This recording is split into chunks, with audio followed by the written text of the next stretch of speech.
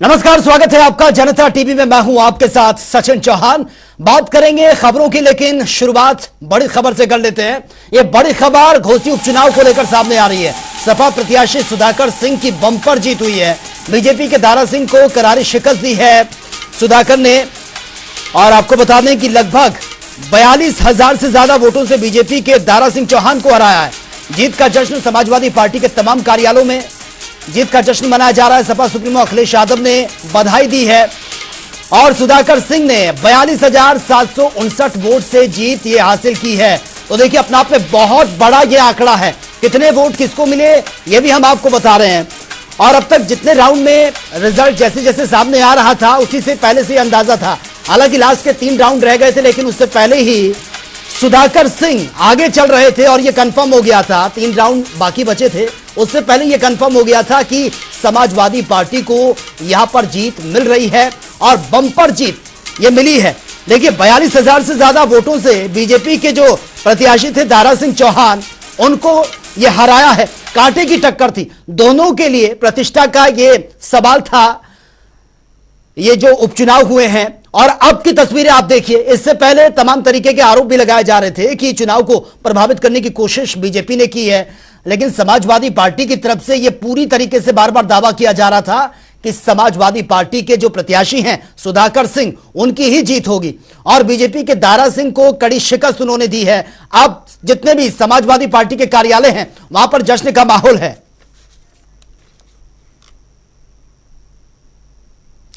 और इसी मुद्दे पर आज हम विस्तार से चर्चा भी करेंगे। कुछ खास मेहमान हमारे साथ बने हुए हैं, उनसे इंट्रोड्यूस आपका करवा देता हूं।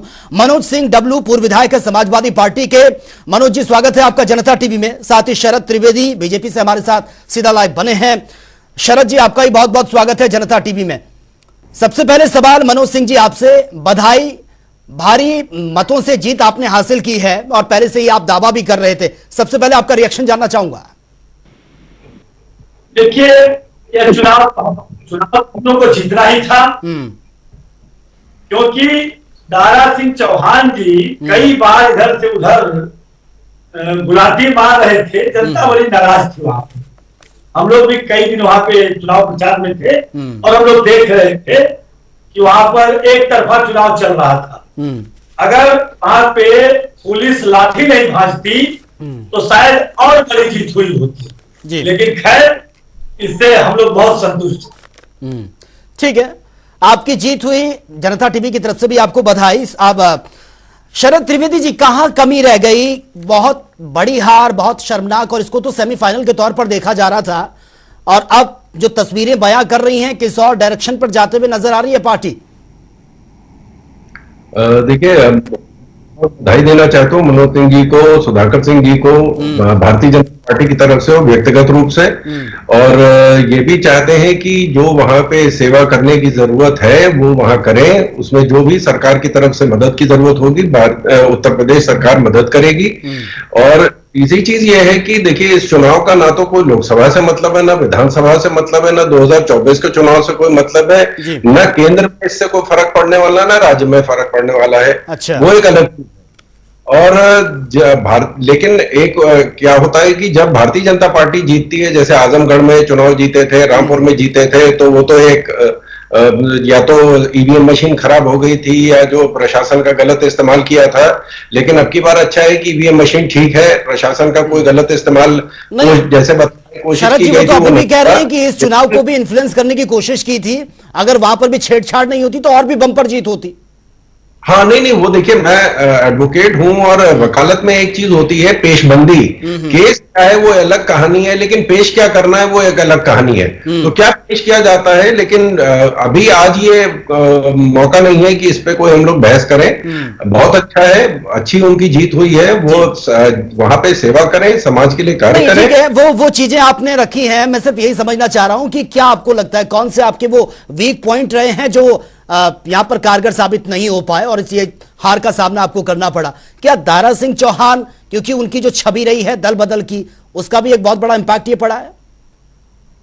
नहीं देखिए, चुनाव में दो गुणा दो चार नहीं होता, कई बार 16 हो जाता है, कई बार -3 हो जाता है। तो ये नहीं कि साहब उनको दोबारा वहां पे लाया गया था इस वजह से कुछ हुआ है। देखिए, हम लोगों ने अपनी तरफ से पूरी कोशिश करी, मेहनत करी, हम लोगों ने क्षेत्र में काम किया, घोसी में भी हमने काम किया था, लेकिन किसी वजह से जनता ने हमको आदेश नहीं दिया, जनादेश हमारे हक में नहीं आया है।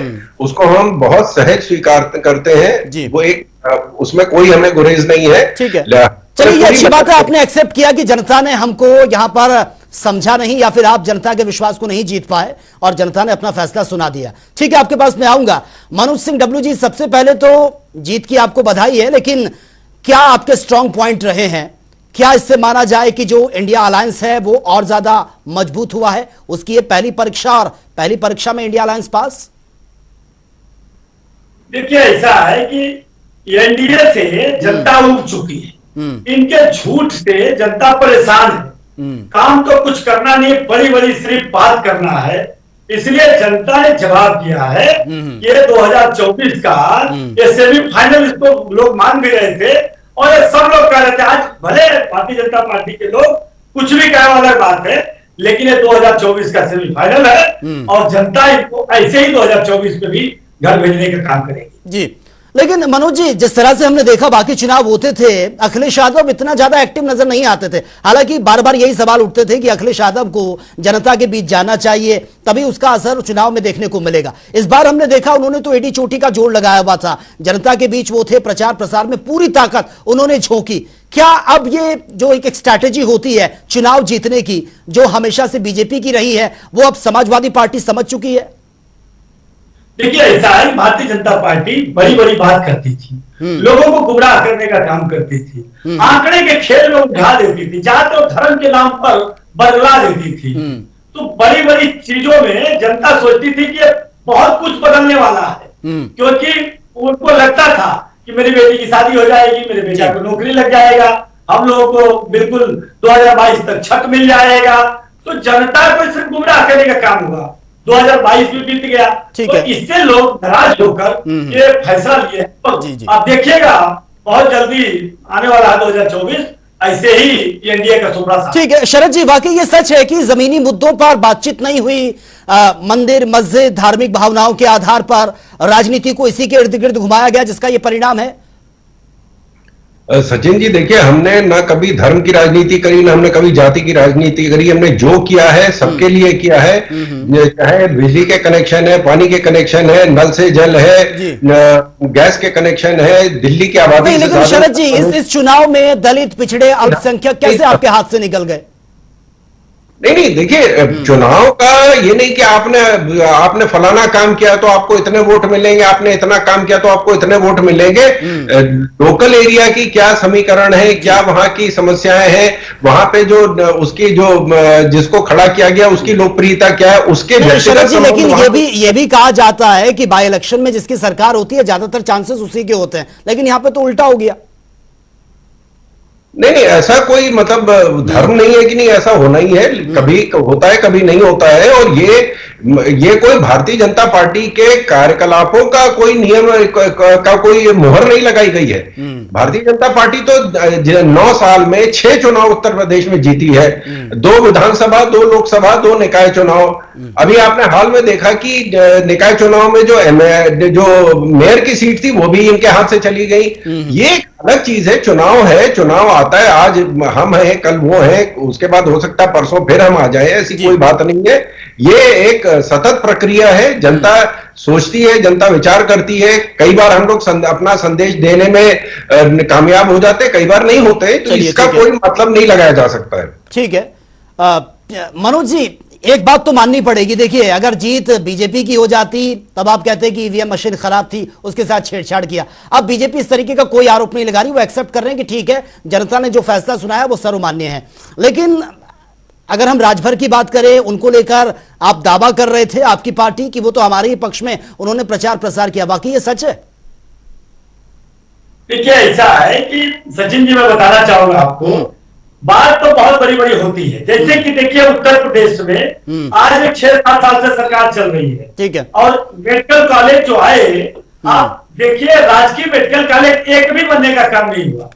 एक जैसे देखिए कि अयोध्या की बात करें तो जिस प्रभु श्री राम की हम बात करते हैं, राजा दशरथ के नाम पर वहां पे जो मेडिकल कॉलेज बना वो अभी ऑटोनोमस बनने का काम हुआ।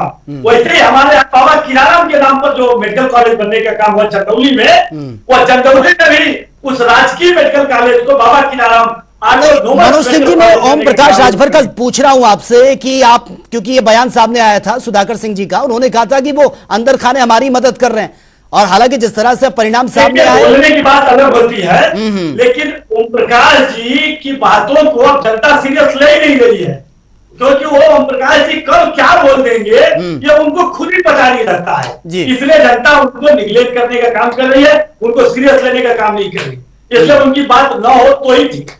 ठीक है, एक आखिरी सवाल शरद जी, राजभर मतदाताओं की अच्छी खासी वहां पर संख्या थी, अच्छा खासा वोट बैंक था, लेकिन वो भी हाथ से फिसल गया। क्या क्या इसको माना जाए कि ओम प्रकाश राजभर भले ही आपकी पार्टी में है, कल वो समाजवादी पार्टी में थे, अब बीजेपी का हाथ उन्होंने थाम लिया, कोई बड़ा असर आने वाले चुनाव में आपको लग रहा है कि कोई फायदा मिलेगा? देखिए अभी इस पे तो क्योंकि आज ही फैसला आया है तो इस पे भी विश्लेषण होगा, पार्टी में जो हमारे शीर्ष नेतृत्व तो उस पर विचार विमर्श होगा, उसके बाद उसमें फैसला लिया जाएगा परिवर्तन की जरूरत है या नहीं है। ये एक एक्सेप्शनल केस था या कोई उसमें बदलाव की जरूरत है, वो पार्टी खुद तय करेगी कि क्या हुआ, क्यों हुआ, किस वजह से जनादेश हमको नहीं मिला, कहां कहां कमियां रह गई, क्या खामियां रह गई, इसके ऊपर विचार विमर्श होगा। ठीक है, विचार विमर्श होगा, मंथन होगा, और ये जरूरी भी हो जाता है, लेकिन ये बात तो तय है कि विपक्ष मजबूत हुआ है और एक नई ऊर्जा विपक्ष को मिली है, क्योंकि अब तक यही कहा जा रहा था कि कितने भी मिलकर चुनाव लड़ने जीत नहीं पाएंगे, लेकिन ये शुरुआत हो चुकी है उत्तर प्रदेश की, अगर मैं बात कहूं। चलिए, बहुत बहुत शुक्रिया आप सभी मेहमानों का इस डिबेट का हिस्सा बनने के लिए।